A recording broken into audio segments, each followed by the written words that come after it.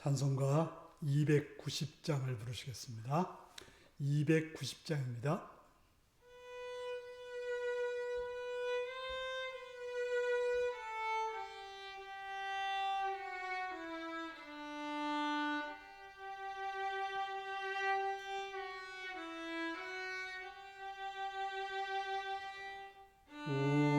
우리는 주님을 늘 배반하나 내 주 예수 여전히 날 부르사 그 참되신 사랑을 베푸시나니 내 형제여 주님을 곧 따르라. 주 널 위해 비네 주 널 위해 비네 주 널 위해 비네 항상 비시네 주께서 풍성한 은혜를 내려 내 영혼이 나날이 복받으니 주 예수를 너희도 구주로 섬겨 곧 따르면 풍성한 복 받겠네. 주 널 위해 비네 주 널 위해 비네 주 널 위해 비네 항상 비시네. 무거운 짐지고 애타는 인생 주 예수께 돌아와 곧 쉬어라. 내 주 예수 너희를 돌보실 때에 잠복락과 안위가 넘치겠네. 주 널 위해 비네 주 널 위해 비네 주 널 위해 비네 항상 비시네. 아멘. 291장입니다.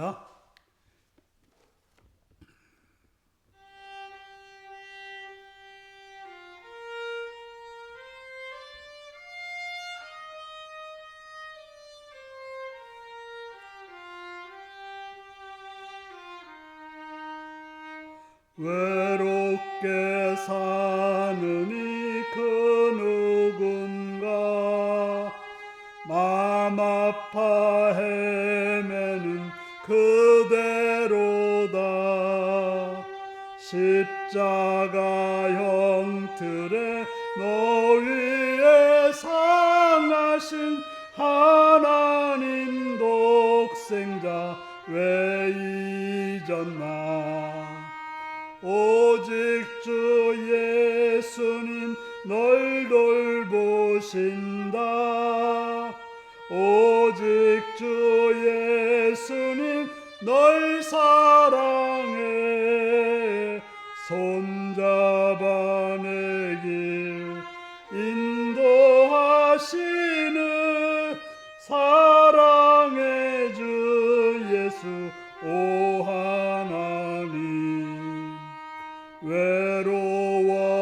외로워오느니 그 누군가 친구를 잃으니 그대로다.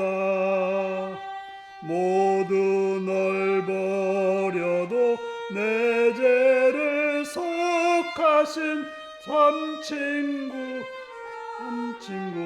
왜 잊었나.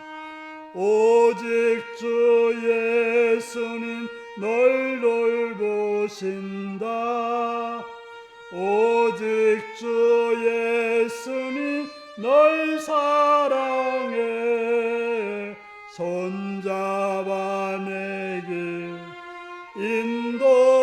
인도하시는 사랑의 주 예수 오 하나님. 사망을 이기신 주묘의 주 내 곁에 늘 계신 왜 모르나.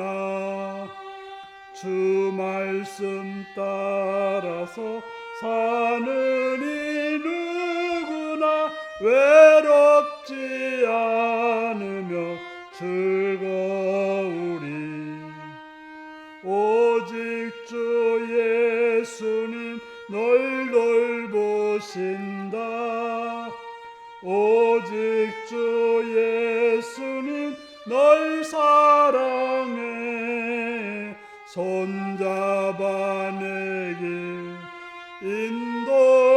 인도하시는 사랑의 주 예수 오 하나님. 아멘. 292장을 부르십니다.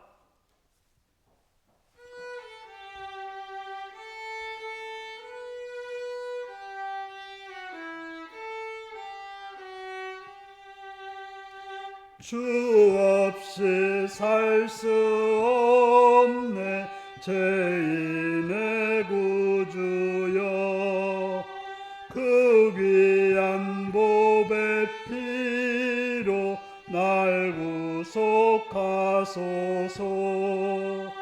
구주의 사랑으로 흘리신 보혈이 내 소망 나의 위로 내 영광 됩니다.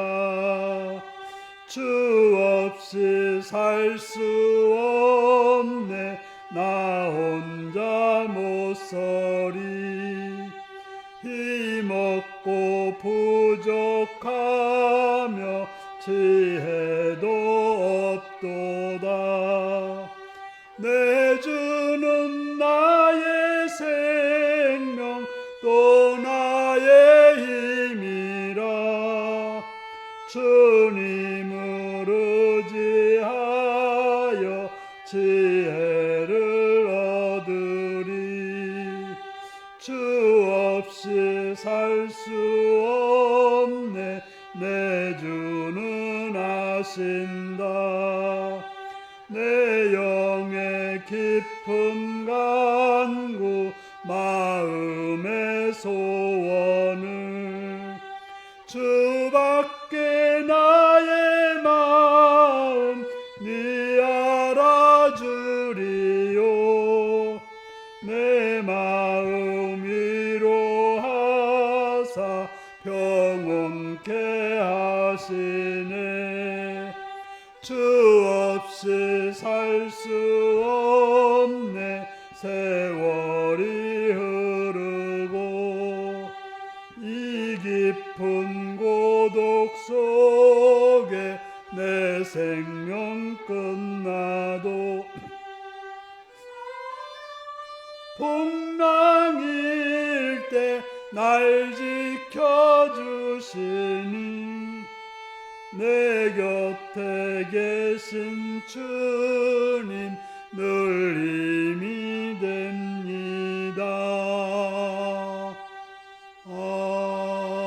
아멘. 함께 기도하시겠습니다. 오늘도 이 시간 이 자리까지 인도하신 하나님 앞에 감사하며 찬양하며 그 앞에 여러분의 삶을 고백하는 기도를 들으시고 찬양하고 찬양하시고 감사하시기 바랍니다. 시간 또 예배를 통해 하나님 만나기 위해서 하는 말씀 듣기 위해서 말씀의 애정을 위해 기도하시고 또 이 땅에 평화와 안정과 번영을 위해서 대통령과 장관들, 국회의원, 법관들을 위해서 그들로 하여금 하나님이 지혜 주셔서 공의와 정의와 선함을 이루는 복된 제후자들이 되기를 기도하시고 이 땅의 교회들이 하나님의 선하신 역사를 이루는 복된 교회들이 되기를 기도하시고 또한 북한 땅과 또 타국에서 선교하는 선교사님들과 그 사역자들 위해 가족들과 동역자들 위해 기도하셔서 그 땅에 하나님의 나라가 일으키기를 기도하시기 바랍니다. 또한 우리 율로교회가 성령으로 충만하고 말씀으로 충만하고 복음으로 충만하여서 하나님의 선한 역사가 이룩되는 하나님 나라가 이룩되는 복된 은혜가 있기를 기도하시고 우리 율로교회 모든 직분자들이 충성스럽게 주의를 잘 감당하여서 주님의 뜻을 이루는 주님의 마음을 기쁘게 하는 주님의 마음을 시원케 하는 그런 직분자가 되기를 기도하시고 또한 참여제보단자를 기도하되 병든 자들을 위해서 연약한 자들을 위해서 갈바울라 방황의 어둠 속에 있는 자를 위해서 유고에 있거나 군에 있거나 또 일터에 있거나 공부하는 자인 자를 위해서 다 같이 주여 기도하시겠습니다. 주여 전도하신 아버지 감사합니다. 이 시간도 주여 주님 앞에 엎드려 주시고 감사드리고 찬양드립니다. 예배를 사실은 주를 만나는 주께 영광드리는 주님의 뜻을 이루는 주의 뜻을 깨닫는 복된 시간 되게 주시옵소서. 모든 문제를 오직 주의 성령으로 인도하시옵시며 은혜로 부으시옵소서. 이 시간 주님을 찬양하고 주께 영광 되시고 하시고 여기서 악한 것들로 싸우는 주의 은혜로 붙드시고 선하신 역사 가운데 함께 하시고 은혜로 주시옵소서. 바라옵는 그 땅의 평화와 안정을 보내니까 이렇게 분쟁이 그치고 여기서 악함이 멈춰지고 불의한 일이 멈춰지고 선한 역사가 선한 은혜가 이 땅에 있게 해주옵소서. 대통령에게 은혜 주셔서 악행을 저버리고 악행을 버리고 선하게도 뭐든지 아버지 끝나는 그 일이 있도록 주옵소서. 아버지 하나님 바라보고 국회의원들이 정말 바르게 법을 바로 세우고 정부를 감시하고 선한 길로 이끌 수 있는 바른 지혜자들이 되도록 도와주십시오. 장관들과 여러 공무원들에게 은유약하셔서 그들 하여금 앞에 있는 하나님을 잘 감당하고 백성들을 선하고 바르게 이끌 수 있도록 주여 도우시고 주여 함께 알려주시길 간절히 드리고 원하옵나이다.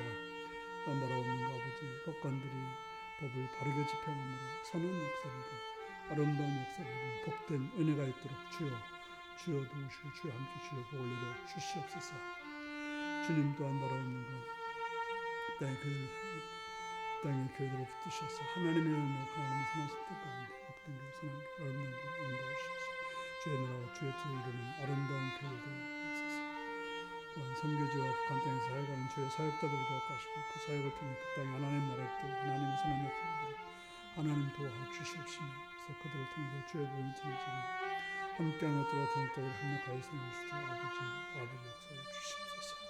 하늘의 붙드시고 역사에 함께하여 주시옵소서. 하신 주님 또한 주님 이 교회가 성령으로 충만한 말씀으로 충만한 복음으로 충만해서 하나님 뜻이 되시 하나님께서 기뻐하시는 복된 교회 되어서 정말 주님의 나라가 있든 주님을 기뻐하시는 복된 교회들 도와주시옵소서. 모든 직분을 충성있게 주를 잘 감당케 하시며 기쁘게 행하여서 그들의 삶도 그 일을 통해 복되어지며 감사하게 해주시고 또한 교회가 바로 주의 나라에 있는 복된 교회 되어주셔서 아버지 그렇고 나오는 것은 시간 참여 청년들을 기억하시고 병든 자들을 기억하시고 그들을 함께 하시고 그들을 새롭게 하시고 약한 일을 기억하시고 강하게 하시고 부지한 자들을 하늘의 풍성히 주시고 어둠 속에 빛가운데로 나오게 하시옵시며 뜻하옵소서. 누구 있거나 공익을 타는 자 사랑하시옵시며 하나님의 자비가 하나님으로 주여 함께 하시옵소서. 공부할 때 있거나 일터에 있거나 어느 곳에 있더라도 주의 은혜 가운데 주의 형태 가운데 함께 하시고 복을 내려 주시옵소서. 아버지의 사랑과 은혜를 바랍니다. 도와주시고 붙드시며 은총 내려 주시옵소서.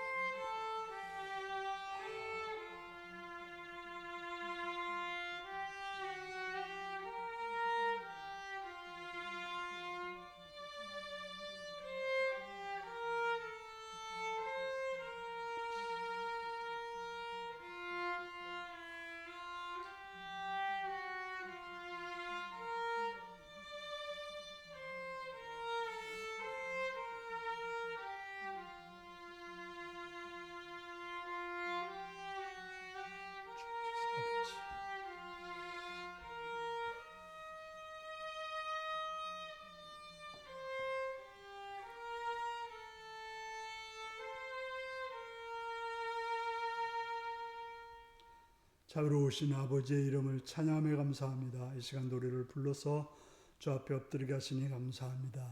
주의 말씀으로 채우시옵고 은혜로 이끌으셔서 선하신 주의 뜻을 이루는 복된 삶이 되도록 도와주옵소서.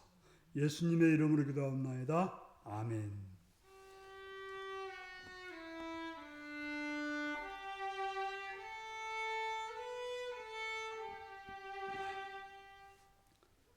이 시간 우리에게 주신 하나님 말씀은 마태복음 5장 38절에서 42절까지 말씀입니다.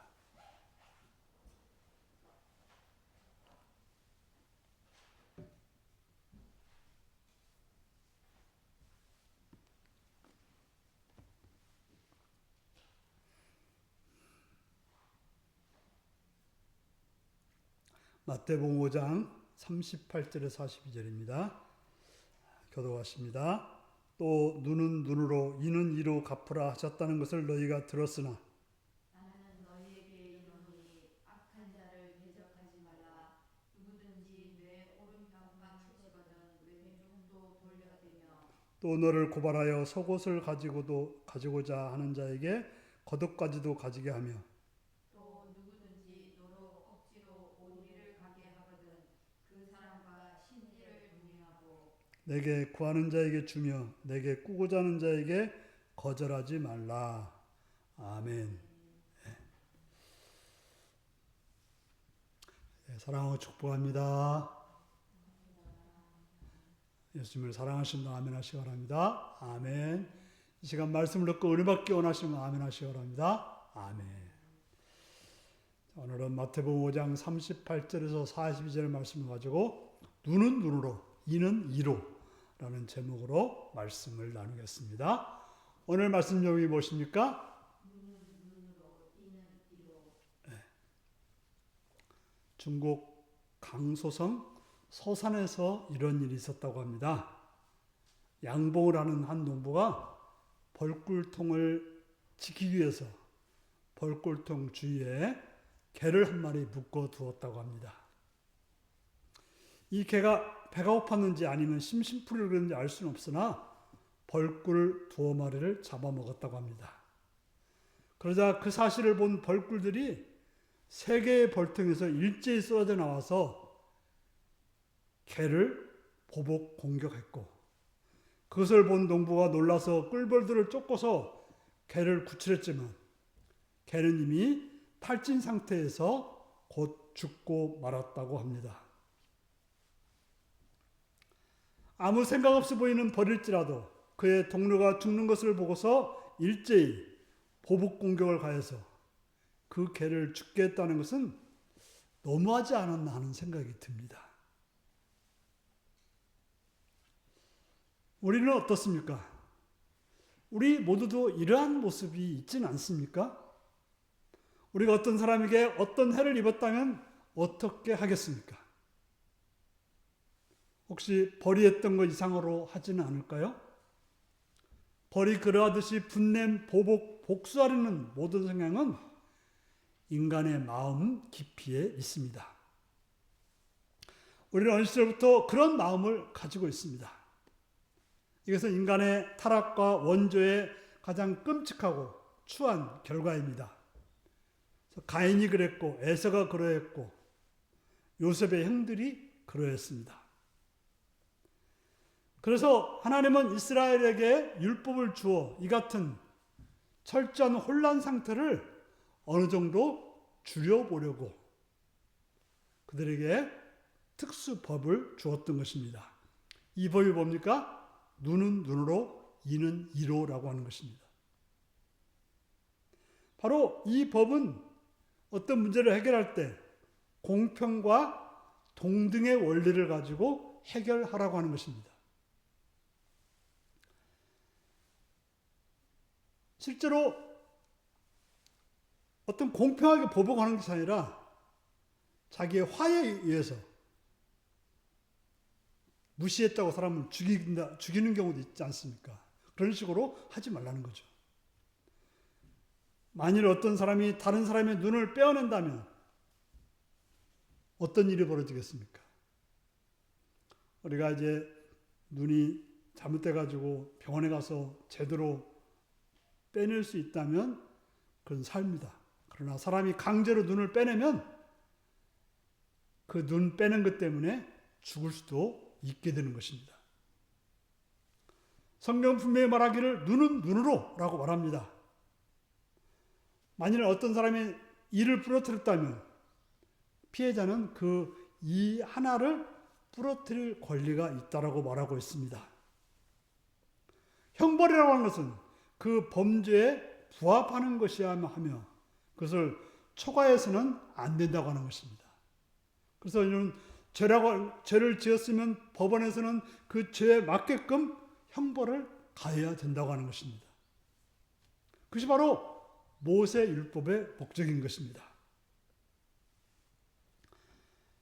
그리고 실제로 이 법을 주신 것은 꼭 그렇게 하라는 것이 아니라 무서운 보복의 요구나 복수의 정신을 피하며 억제하며 그것을 굴레를 씌우기 위한 것이었습니다.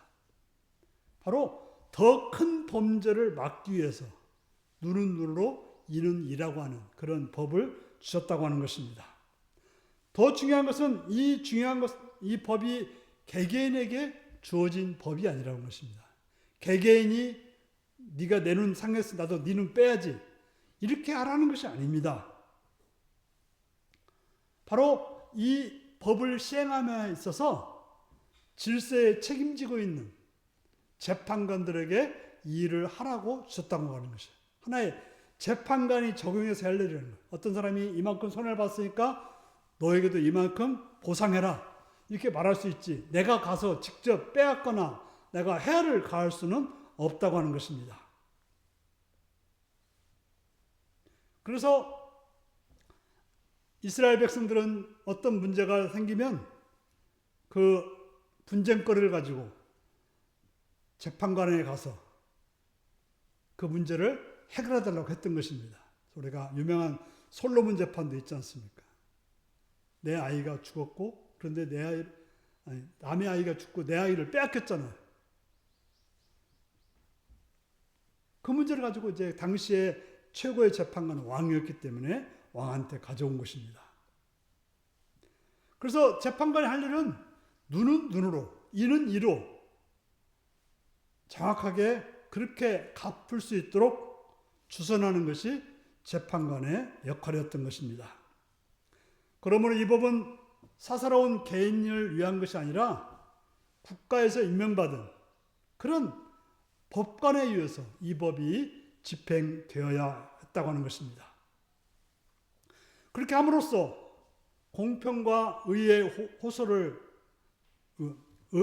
요소를 혼란한 상태부터 도입하여 사람들로부터 율법을 자기 손으로 가져가 무엇이든지 멋대로 하는 경향을 없이 하는 데 있었습니다.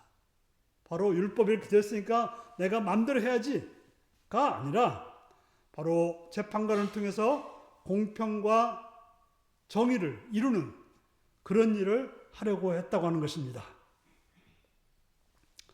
하지만 문제는 바리새인과 서기관들은 그 가르침을 그렇게 사용하지 않았고 이건 재판관들만을 위한 것이 아니라 우리도 할 수 있다라고 했다고 하는 것입니다. 그래서 그들은 우리가 성경에 분명히 눈은 눈으로 이는 이루라고 했으니까 우리에게도 그런 보복할 권리와 의무가 있다라고 가르쳤다고 하는 것입니다.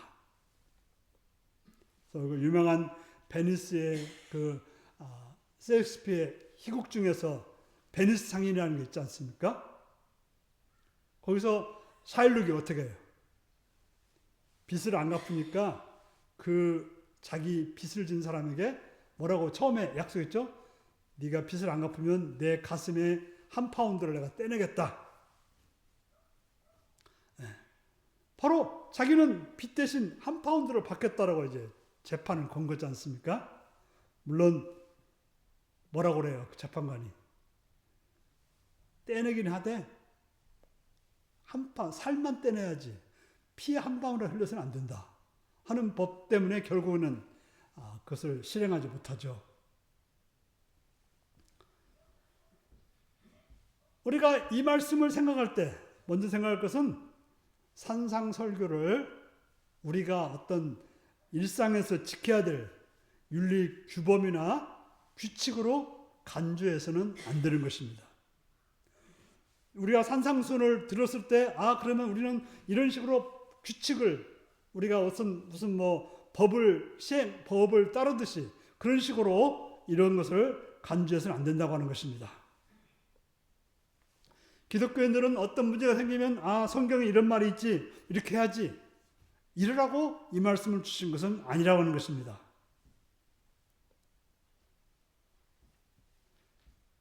산상선교의 가르침은 다른 성경 말씀과 같은 말씀인 것입니다.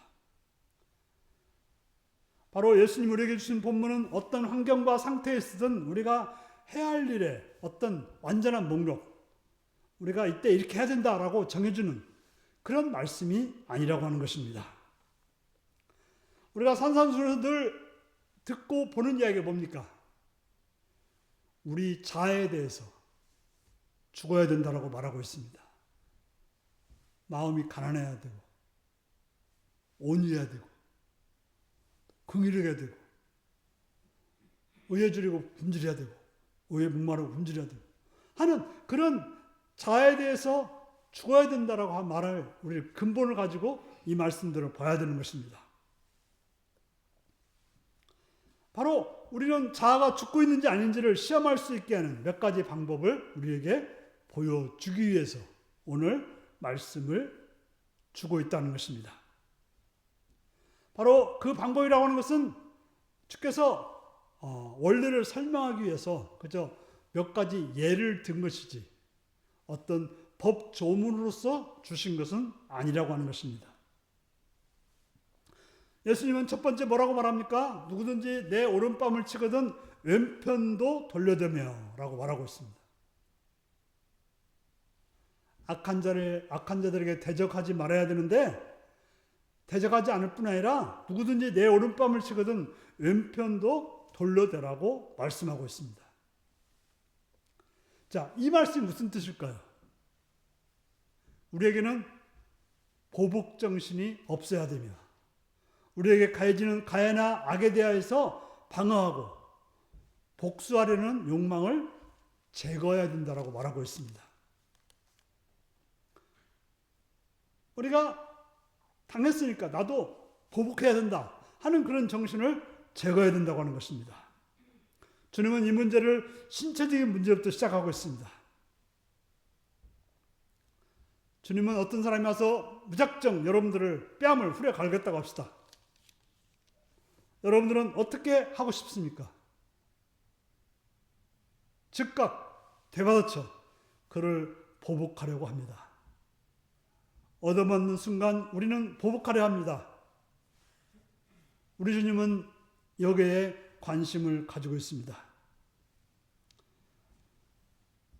주님께서는 우리가 해서는 안 될 것을 절대적으로 말씀하십니다. 원수 갚는 것은 내게 있으니까 내가 갚으리라고 말씀하셨습니다. 영국 코널에 전도자가 있었습니다. 그의 이름은 빌리 브레이였습니다. 그는 예수 믿기 전에 아주 날리는 매우 훌륭한 권투 선수였다고 하는 것입니다. 어떤 날 광산촌에서 그가 예수 믿기 전에는 빌리 브레이의 무서운 힘과 공포 가운데 살던 사람이 그가 예수 믿고 변화되었다는 말을 듣고 옳지 기회가 왔구나라고 생각했다는 것입니다. 그래서 그는 전혀 예고도 하지 않고 느닷없이 빌리 브레이를 쳤다고 하는 것입니다. 예전 같은 브레이는 그에게 쉽게 한 방 날려서 그를 땅에 쓰러뜨릴 수 있었습니다. 하지만 그는 그렇게 하는 대신 그를 바라보며 하나님께서 내가 너를 용서한 같이 너를 용서해 주길 바란다라고 말했다는 것입니다. 그러고는 아무런 행동도 취하지 않았다는 거 하는 것입니다. 그런 일이 있은 후 그 사람은 며칠 동안 마음속으로 고민하다가 예수를 믿어서 저렇게 되었구나 라고 생각하면서 그도 예수를 믿게 되었다고 하는 것입니다. 그는 자기가 행동을 했을 때 빌리 브레이도 자기에게 와서 자기를 때려서 자기는 죽을지 모른다고 하는 불안감이 있었습니다. 하지만 브레이는 그렇게 하지 않았습니다. 바로 그런 그를 사용하셔서 그를 통해서 복음이 전파되게 만들었다고 하는 것입니다. 빌리 브레이는 주님의 이런 특정 명령을 실천하려고 애를 썼고 성공한 사람이었습니다. 우리는 그것이 신체적이든 기타 다른 유의 것이든 간에 일심장의 가해나 모욕에 관심을 갖지 말아야 되는 것입니다. 느없이 얼굴을 얻어받는 것은 굴욕적이고 모욕적인 일입니다. 하지만 모욕은 우리가 말로나 또 아니면 눈치로도 받을 수 있을 것입니다. 우리는 그럴 때 그와 같은 것들로 인해서 쉽게 화를 내지 않고 즉각적인 보복의 수단을 찾지 않는 그런 마음, 그런 성품을 가지라고 말씀하시는 것입니다. 주님은 우리가 우리의 자아에 대해서, 자아 존중에 대해서 무관심한 상태를 가지라고 말하고 있습니다. 우리 자아에 대해서는 관심을 가져서는 안 돼요. 자존심 상했다 이런 말 할 필요가 없다는 것입니다. 그렇다고 주님께서는 법과 질서를 지키는데 무관심하라고 가르치는 것은 아닙니다.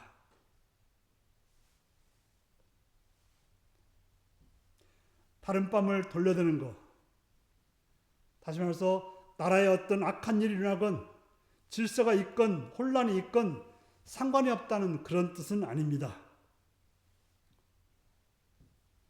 톨스토이 같은 사람은 주님의 말씀대로 살기 위해서 경찰도 군대도 치안판사도 있어서는 안 된다고 말했다고 합니다. 하지만 이렇게 말하는 것은 주님의 말씀을 완전히 코미디로 만들어 버리는 것입니다. 우리 주님께서 우리들에게 말하는 것은 우리 자신에 대해서, 우리 일신상의 명예나 이와 같은 것들에 대해서 관심을 갖지 말라고 하는 것입니다.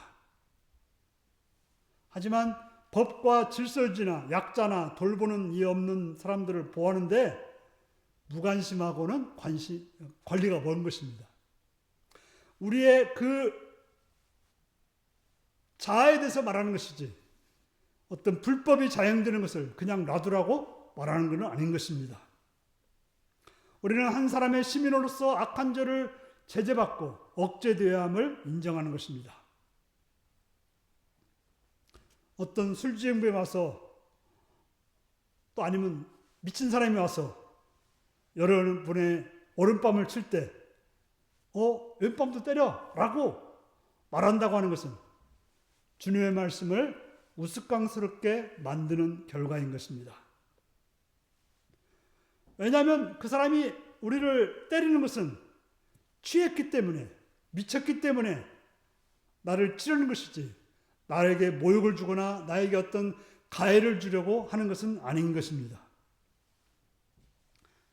자기의 기능을 통제할 수 없는 이 사람은 짐승처럼 행동하는 것이기 때문에 짐승이 물려올 때는 그 무는 것을 막아야지, 피해야지, 더 물으라고 대주는 것처럼 어리석은 사람은 없을 것입니다.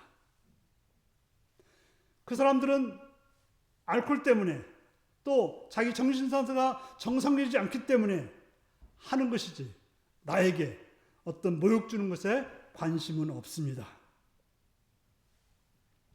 그는 다른 사람들에게는 물론 자기에게도 해를 주고 있는 사람인 것입니다. 그러므로 이 명령의 정신을 따라서 그 사람을 제어해야 됩니다.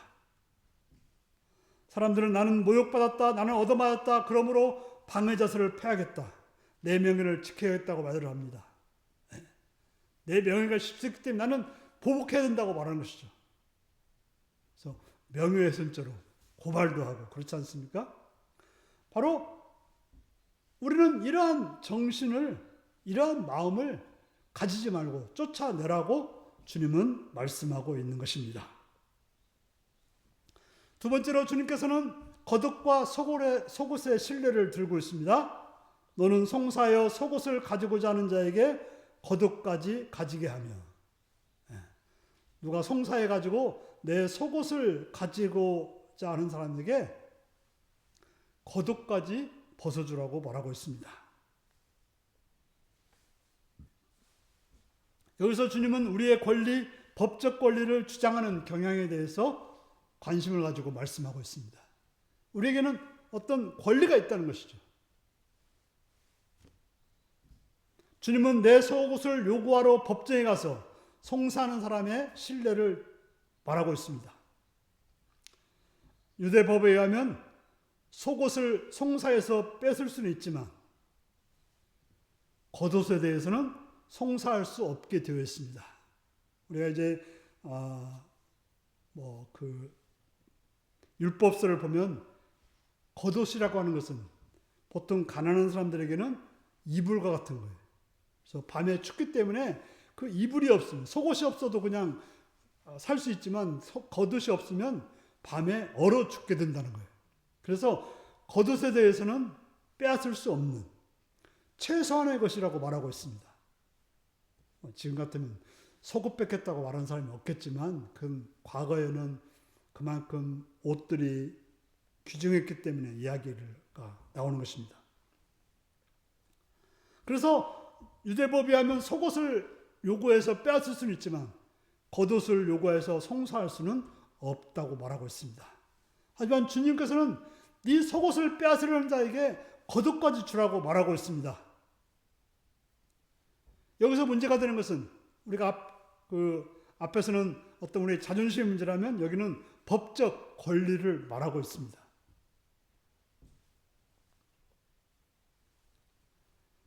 우리는 내 권리는 이거야. 나는 이것을 가져야 되라고 말합니다. 나는 이걸 가질 권리가 있어. 나는 이걸 주장할 수 있어. 라고 말합니다. 세속정신이요. 또 베니스상에서 말하는 사일룩이 네가 내 돈 못 갚았으니까 나는 네 살점을 내가 떼낼 권리가 있다라고 말하는 사람들의 정신인 것입니다. 이것은 바로 기독교 정신이 아님을 우리 주님은 보여주고 있습니다. 내가 손해당했으니까 내 것을 뺏어야 돼 라고 말하는 것은 우리 기독교 정신이 아니라는 것이죠. 주님은 우리가 가끔 그 결과로서 불의를 당하더라도 우리의 법적 권리마저 주장해서는 안 된다는 거예요. 내가 속옷은 줄 수 있지만 겉은 줄 수 없어. 이렇게 할 것이 아니라 달라고 하는 사람에게 주라고 말하고 있는 것입니다. 그러나 우리가 생각해야 될 것이 있습니다. 항상 자신의 권리를 포기하라고 말씀하고 있지는 않습니다. 요한복음 18장 22절 23절을 보면 예수님이 법정에 섰을 때 관리가 자신을 치는 것을 항의했습니다. 관리가 예수님을 쳤습니다.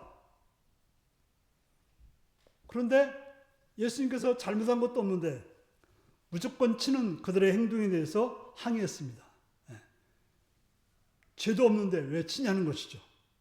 바로 그들로 하여금 죄에 대해서 말하고 때릴 수 있으면 때리라고 말하는 것이죠. 또 사도행전 16장 37절에는 치안관들이 잘못이 없는 바울과 실라를 가두어 놓은 사실을 잘못임을 알고도 사과하지 않았을 때 바울은 말하기를 저희가 친히 와서 우리를 데리고 나가야 하리라. 바로 그들이 잘못하고 있기 때문에 법을 지키지 않고 그저 무조건 때리고 무조건 가두었기 때문에 그들이 그 잘못을 인정하고 친히 와서 데리고 나가라고 말했던 것입니다. 주님은 일격을 받을 때 다른 뺨을 돌려대지 아니하고 항의했다는 거예요. 그리고 바울도 치안판사에게 자기를 석방으로 와야 된다라고 주장했습니다. 왜 그렇습니까? 여기서 주님과 바울은 자신의 일신상의 권리를 주장한 것이 아니라 그들이 율법을 깨뜨렸고 또 법을 깨뜨리고 자기들이 마음대로 했기 때문에 그것을 바로잡으라고 말해주었던 것이지 단지 예수님의 어떤 권리를 내세우게 한 것이 아니었다고 하는 것입니다. 너희가 이와 같이 나를 침으로 율법을 깨트리고 있다라고 그들에게 주의를 준 것입니다. 주님이 그들에게 어찌하여 너희들은 나를 모욕하느냐 이렇게 말씀한 것이 아니라고 하는 것입니다. 주님은 성을 내시거나 자신에 대해서 관심을 보이지 않았습니다. 하지만 이 사람들에게 율법의 존엄성과 면목을 상기시키는데 관심을 가졌다고 하는 것입니다. 그들이 법을 지키지 않았을 때 법을 지키도록 했다고 하는 것입니다. 사도 바울도 역시 마찬가지로 그가 투옥된 것이 어떤 재판의 결과로 투옥된 것이 아니라 그냥 무작정 잡아서 그냥 돈 받고 때리고 감옥에 가뒀기 때문에 그것을 불법이라고 말하면서 그 잘못에 대해서 지적하고 있었던 것입니다. 바울은 법의 존엄과 품위를 그들에게 상기시켜 주었던 것입니다. 이 말씀 속에서 우리가 무엇을 알아야 됩니까?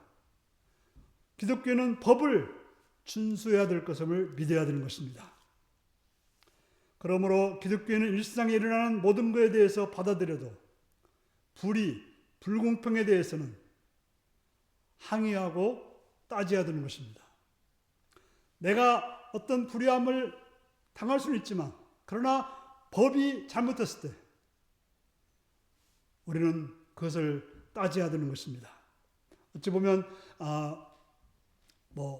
그러잖아요. 지금 나라가 아니면 어떤 법들이 잘못 진행됐을 때 우리는 그냥 가만히 있어야 된다고 생각하는데 그렇지 않다는 거예요.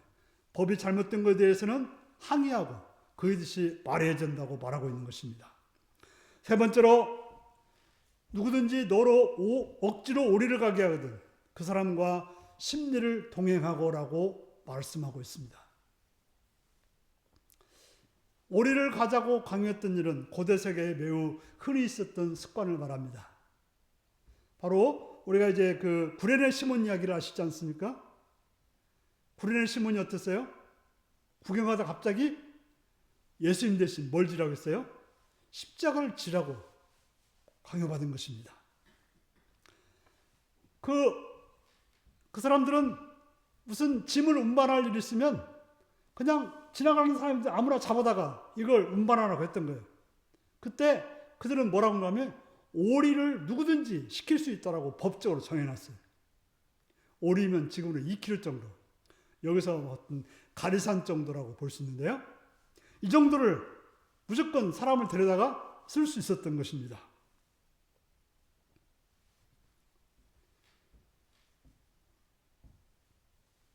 바로 그 식민지에 있던 사람들을 그런 식으로 사용했던 것입니다. 근데 예수님이 뭐라고요? 그들이 오리를 요구하면 심리까지라도 해주라고 말하고 있습니다. 우리는 그들의 요구를 그저 들어줄 뿐 아니라 믿는 자로서 더 하라고 말하는 것입니다.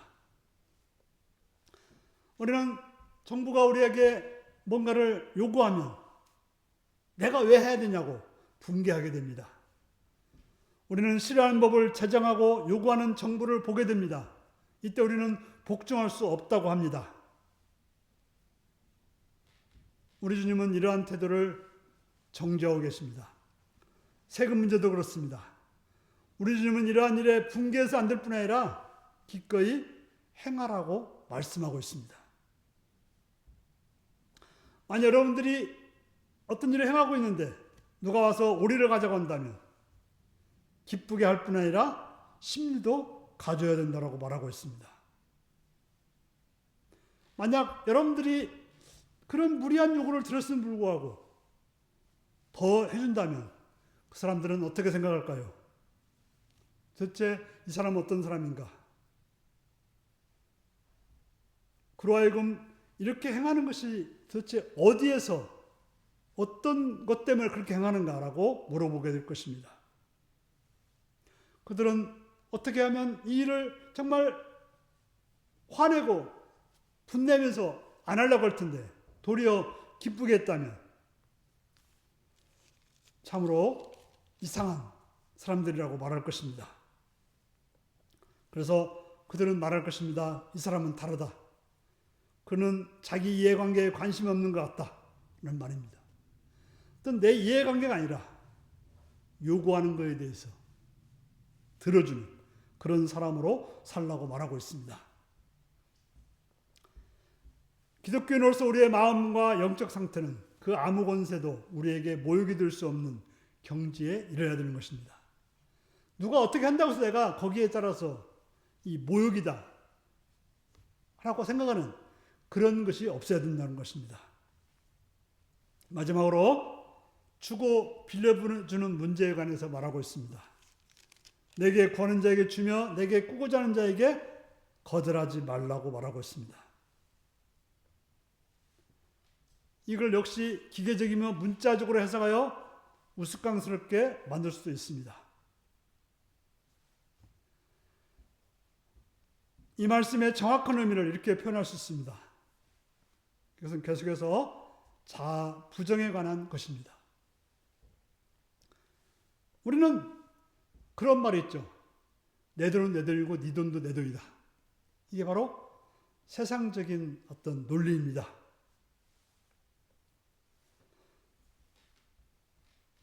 나는 내가 지금 고통받고 있기 때문에, 내가 힘들기 때문에 다른 사람의 요구에 응답할 수 없다라고 생각합니다.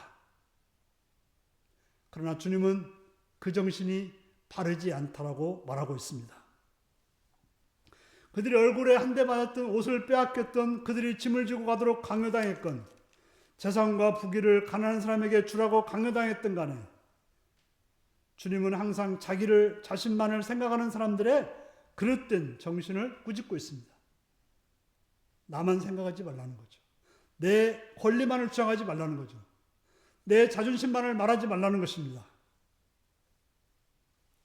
그렇다고 해서 주님은 우리로 하여금 사기꾼이나 직업적인 거지나 술주정뱅이에게 도와주라고 말씀한 건 아닙니다.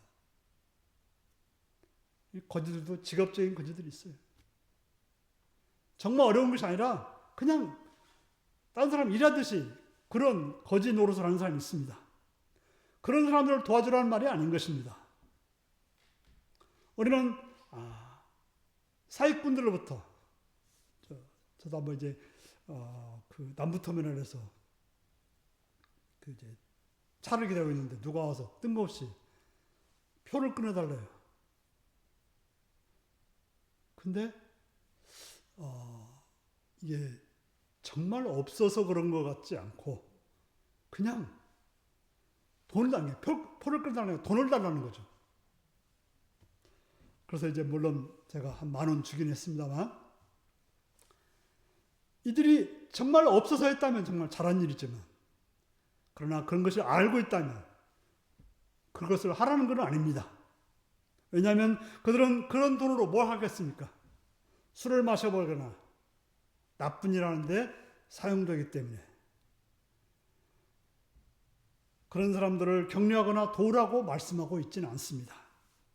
주님이 원하시는 것은 자아나 자기 생각 때문에 내가 손해볼 것 같으니까, 내가 기분 나쁘니까 돕지 않으려는 그런 경향을 해서는 안 된다라고 말하고 있는 것입니다.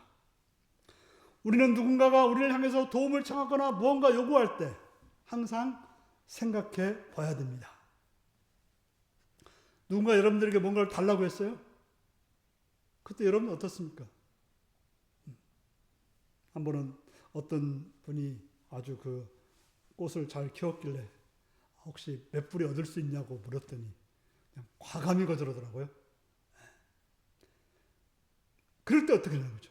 물론 요구 받았을 때 좀 손해 든다고 생각했을 때 우리는 그것을 손해복 때문에가 아니라 줘야 된다라고 말하고 있는 것입니다. 그 사람이 나의 도움이 정말 필요한가 생각해 봐야 됩니다. 정말 그 사람이 그걸 필요하다고 생각하면 우리는 그를 도와줘야 된다라고 말하고 있습니다. 사도 요한은 말합니다. 누구든지 일상의 재물을 가지고 형제의 궁핍함을 보고도 도와줄 마음을 막으면 하나님 어찌 그 속에 거할까 보냐. 누군가 도움을 청하고 있는데, 궁핍한 사람이 도움을 청하고 있는데, 필요한 사람이 도움을 청하고 있는데 내가 도와줄 수 있음에도 불구하고 그걸 막고 있다면 우리는 하나님의 사랑이 없는 자라고 말하고 있습니다. 그는 말로만 사랑하는 것이 실제로 사랑하지 않는다라고 말하고 있습니다. 사랑하는 성도 여러분, 우리가 이러한 삶을 살기 위해서는 그저 내 가진 걸로는 되지 않습니다. 새 사람이 되어야 되는 것입니다. 거듭나지 않고는, 성령으로 충만하지 않고는 이러한 삶을 살 수가 없는 것입니다. 예수님이 산상팔복에서 가르쳐 주신 성품, 마음이 가난하고 온유하고 또 긍휼력이고 화평케 하고 이런 모든 것들을 가진 사람이 아니고서는 이 일을 행할 수 없다는 것을 우리는 알고, 이거 말 기독교인들만 이렇게 할 수 있는 것이지 세상 사람들도 할 수 있겠습니까? 주님은 이 고상하고도 신성한 가르침을 바로 우리들에게 말씀하고 있습니다. 그러므로 오늘 여러분들이 이 말을 듣고 속이 편해지는 것이 아니라 이 말씀을 지키려면 아마도 힘들 것입니다.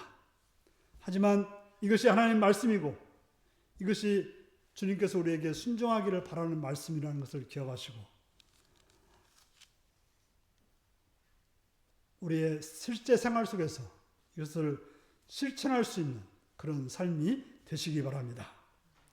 성결행이라고 하는 것은 그저 집회 때 성결했다라는 걸 끝나는 것이 아니라 세부적으로 행동하고 실천할 때 성결의 삶이 되는 것입니다. 오늘 주신 모든 말씀은 우리 자아에 대한 태도 문제인 것입니다. 바로 우리가 주님의 제자로서 어떤 태도를 가져야 될 것인지 성령 충만함으로 그렇게 살아갈 수 있는 복된 여러분들이 되시기를 바랍니다. 기도하시겠습니다. 사랑하는 성도 여러분, 오늘 주신 말씀을 기억하면서 나는 정말 주님을 믿는다고 하면서 사람들과 어떤 관계 속에 살고 있는지 잘 살펴서 정말 주님을 따르는 자로서 주님의 제자로서 마땅한 모습을 살기 위해서 다 같이 기도하시겠습니다.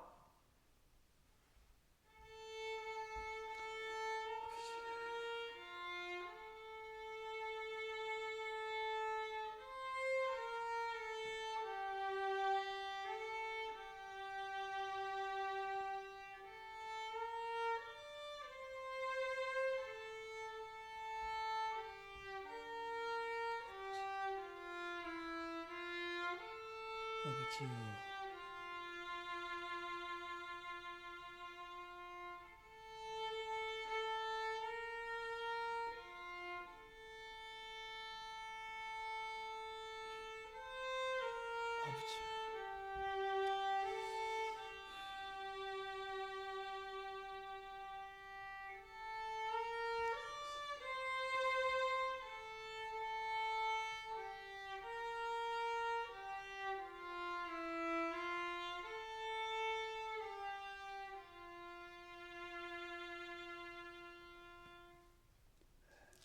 찬송가 293장을 부르시겠습니다.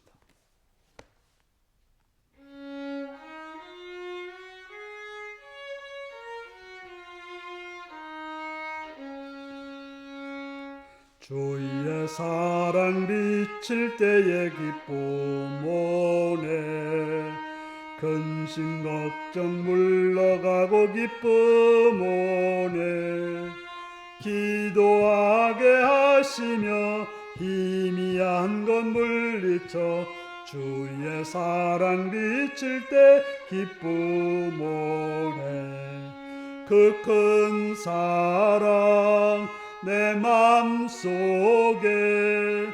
충만하게 비칠 때에 찬송하네, 그 큰 사랑 내 맘속에 화평함과 기쁨 주네, 그 큰 사랑, 주의 사랑 비칠 때에 이 세상은 아름답고 활기차게 다 변하네. 화평 중에 내 영혼 영광스런 새 생명 다시 찾게 되었네. 그 큰 사랑, 그 큰 사랑 내 맘속에 충만하게 비칠 때에 찬송하네.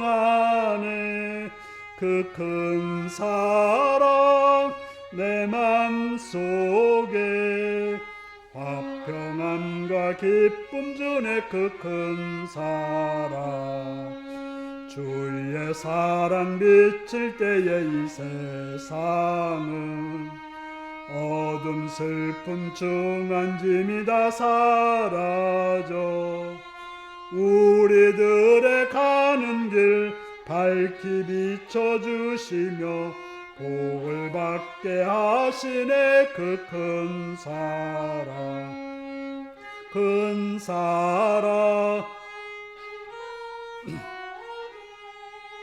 충만하게 비칠 때에 찬송하네. 그 큰 사랑 내 맘속에 화평함과 기쁨 주네. 그 큰 사랑, 주의 사랑 비칠 때에 이 세가 찬란하게 우리들로 비치겠네.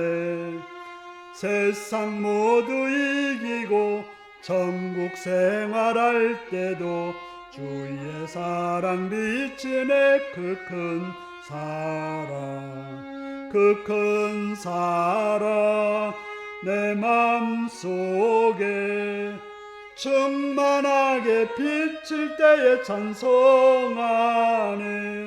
그 큰 사랑 내 맘속에 화평함과 기쁨 주네. 그 큰 사랑. 아멘. 주기도문 하시겠습니다. 하늘에 계신 우리 아버지, 아버지의 이름을 거룩하게 하시며 아버지의 나라가 오게 하시며 아버지의 뜻이 하늘에서와 같이 땅에서도 이루어지게 하소서. 오늘 우리에게 일용할 양식을 주시고 우리가 우리에게 잘못한 사람을 용서해 준 것 같이 우리 죄를 용서해 주시고 우리를 시험에 빠지지 않게 하시고 악에서 구하소서. 나라와 권능과 영광이 영원히 아버지의 것입니다. 아멘.